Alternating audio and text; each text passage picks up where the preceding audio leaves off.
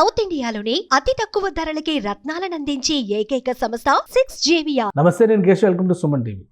Seize the ship అని ఉప ముఖ్యమంత్రి పవన్ కళ్యాణ్ అంటే ఇప్పుడు సీజ్ ద పోర్ట్గా మారిపోయిందా? కాకినాడ పోర్టు యాజమాన్యం గుట్టు చప్పుడు కాకుండా మారిపోయినట్టుగా ఒక సమాచారం అందుతోంది. ఇందులో వాస్తవం ఏంటి? నిజానికి అటువంటి అవకాశాలు ఉన్నాయా? కాకినాడ పోర్టుని గత ప్రభుత్వం వైసీపీ హయాంలో ఉన్న సందర్భంలో బలవంతంగా కేవీ రావు అనేటువంటి వ్యాపారి నుంచి లాక్కున్నారని, అందులో ప్రభుత్వంలో కీలకమైన వ్యక్తులందరూ పాత్రదారులు అనేటువంటి అంశం పైన సిఐడికి కేవీ రావే ఫిర్యాదు చేశారు.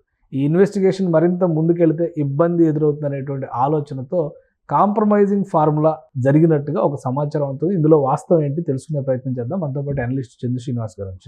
నమస్కారం. నమస్కారం అండి. రాజకీయం మొత్తం కాకినాడ పోర్టు చుట్టూనే నడిచింది.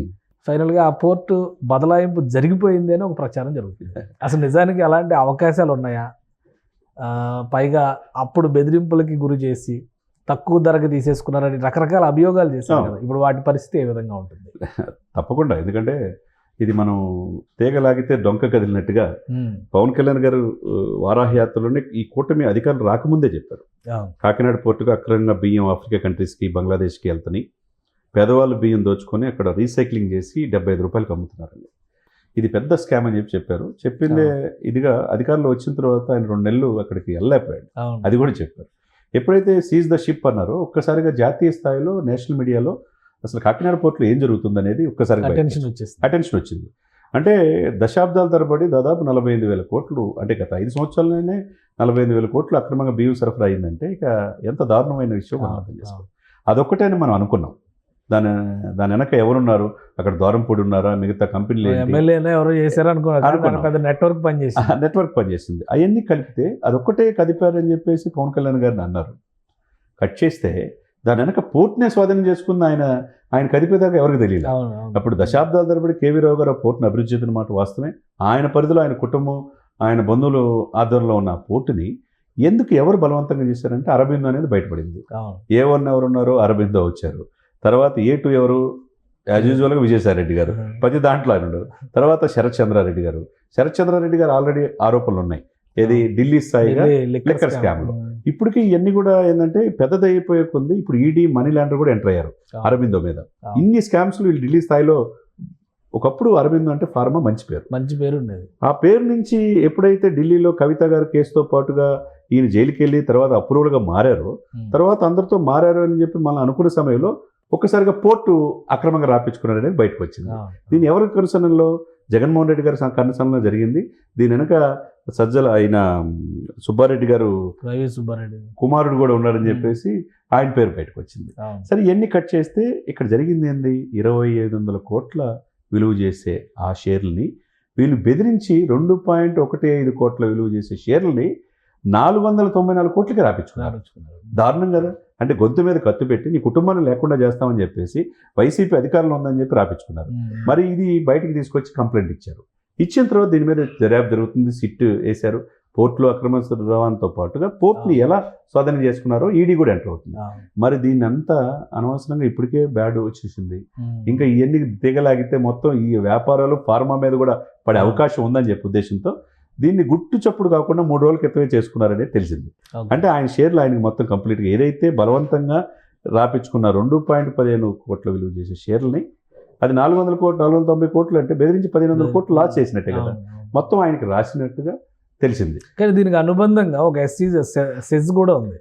అది పూర్తిగా ఇప్పుడు అరబిందో దాదాపు 8,000 ఎకరాలు. అవును, అది అరబిందో కంట్రోల్లో ఉంది. సెజ్ గురించి వదిలేయండి, పోర్టు మీకే ఇచ్చేస్తున్నాం అని ఒక అగ్రిమెంట్ జరిగిపోయింది అని వార్తలు వస్తున్నాయి. ఇప్పుడు అసలు అలా పాసిబిలిటీ ఉంటుంది అంటే అంత పెద్ద సెజ్ ని వదిలేసి ఉండదండి. ఎందుకంటే 10,000 ఎకరాల పైన ఇక్కడ సెజ్ ఉందండి. నిరుపయోగంగా గత 5 సంవత్సరాలు పట్టించుకోవాలి. దాంట్లో జిఎంఆర్ఓలు కూడా వద్దు బాబు అని వదిలేసి వెళ్ళిపోయారు. ఇక్కడ పరిధిలో ఉంది. కాకినాడ పోర్టు ఏంటంటే ఇప్పుడు అనవసరంగా ఏంటంటే వీళ్ళు ఊహించలా. జగన్మోహన్ రెడ్డి గారు కావచ్చు, దాంట్లో ఉన్న పాత్రదారులు కావచ్చు, అసలుకి డిప్యూటీ సీఎం పవన్ కళ్యాణ్ గారు అవుతారని, కాకినాడ ఎంపీ కూడా జనసేన మారుద్దని ఊహించాల. కాబట్టి దాని మీద కాన్సన్ట్రేషన్ పవన్ కళ్యాణ్ గారు చేసి ఇంత గ్రాస్ రూట్ లెవెల్ వెళ్ళి దీన్ని నేషనల్ లెవెల్ ఇష్యూ చేస్తారని ఊహించాల. ఇప్పుడు మొత్తం కూడా బయటపడింది. దీని ఎవరో పాత్రదారులు దేశాల తరపున కాకినాడ పోర్టును అక్రమంగా అడ్డా చేసుకొని బియ్యం సరఫరా చేయటమే కాదు, పోర్టును కూడా బెదిరించి తీసుకున్నారనేది బయటకు వచ్చింది.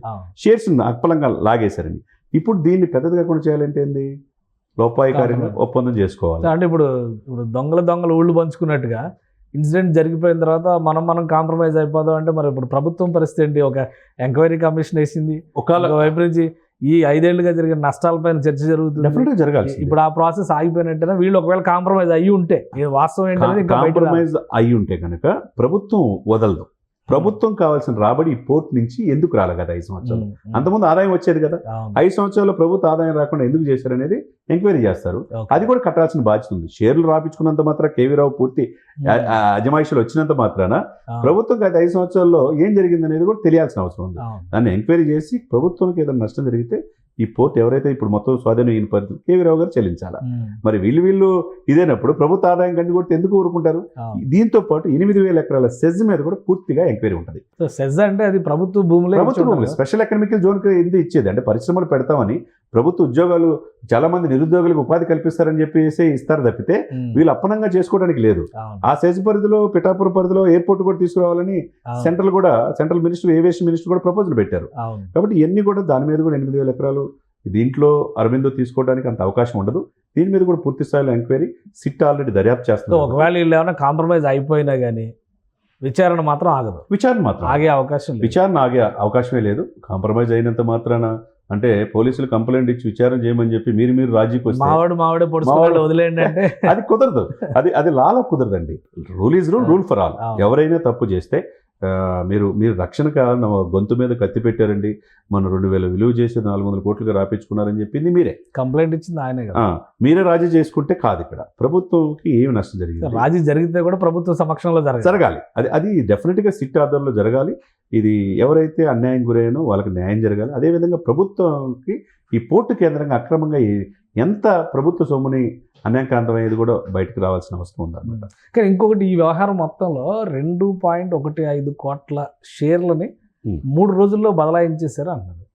అంటే అది సాధ్యమయ్యేదేనా? ఎందుకంటే ఇప్పుడు అందులో ఉన్న వాటాల బదలాయింపు షేర్లు అనగానే జనరల్గా స్టాక్ మార్కెట్తో కనెక్ట్ అయి ఉంటుంది అనుకుంటాం. అయితే ఈ ఇష్యూ స్టాక్ మార్కెట్తో కనెక్ట్ అయ్యి లేదు కాబట్టి ఇంటర్నల్ అగ్రిమెంట్స్ చేసుకున్నారు అంటున్నారు. చేసుకునే అవకాశం ఉంటుందండి. అంటే లీగల్గా దాని లీగాలిటీ ఏంటనే చెక్ చేయాలి. అదే ఆల్ చార్టెడ్ అకౌంటెంట్ ఫరం పెద్ద ఫరం, వీళ్ళది పెద్ద ఫరము, ఎంత మ్యూచువల్ అండర్స్టాండింగ్ మీద దీన్ని పెద్దదైతే కనుక ఇద్దరికి ఉపయోగం లేదనే ఉద్దేశంతో కేవీరావు ముందుకు వచ్చి ఉండొచ్చు.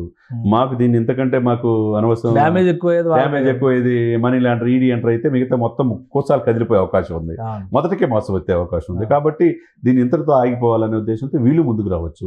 అంటే ఎమికబుల్ సొల్యూషన్ అంటారన్నమాట. ఇద్దరికి ఆమోదయోగ్యమైన దానికోసం 3 రోజుల క్రితం ప్రయత్నం చేసి ఉండొచ్చు. కానీ అది కూడా బయటకు ప్రజలకు తెలియాలి కదా, తెలియాల్సిన అవసరం ఉంది. సిట్ అధికారులు కూడా వీళ్ళు చెప్పాల్సిన అవసరం ఉన్నది. వాట్ అనేది ఈ దర్యాప్తులు పూర్తిగా ప్రజలకు తెలుసు. థ్యాంక్ యూ చంద్రశ్రీనివాస్ గారు. ఇది Kakinada port seize the port అనేటువంటి యాంగిల్లో జరుగుతున్నటువంటి ధారావాహిక. వాస్తవానికి ఒక అండర్స్టాండింగ్ వచ్చారు. 3 రోజుల క్రితమే షేర్ల బదలాయింపు జరిగిపోయింది. పోర్టు నీకు, సెజ్ నాకు అనేటువంటి వాదన 2 వర్గాల మధ్య జరుగుతుందనేటువంటి వార్తలు వస్తున్నాయి. అయితే చట్ట ప్రకారం ప్రభుత్వం ఒక సిట్ అపాయింట్మెంట్ చేసింది. దీనిపైన విచారణను కూడా ప్రారంభించింది. నగదు బదిలీకి సంబంధించి ఈడీకి కూడా ఫిర్యాదులు వెళ్ళాయి కాబట్టి విచారణ పరంపర కొనసాగాల్సిందే. అలానే ఒకవేళ అండర్స్టాండింగ్ జరిగితే కూడా అది ప్రభుత్వ యంత్రాంగం పరిధిలో జరగాల్సినటువంటి అంశంగా ఉంటుంది. వాళ్ళు అడ్జస్ట్ చేసుకోవడానికి అవకాశమే లేదని చంద్రశ్రీనివాస్ గారు విశ్లేషిస్తున్నారు. ఇది special discussion. Keep watching. Suman టీవీలో మీ పర్సనల్ అండ్ బిజినెస్ ప్రమోషన్స్ కోసం కింది నెంబర్కి కాంటాక్ట్ చేయండి.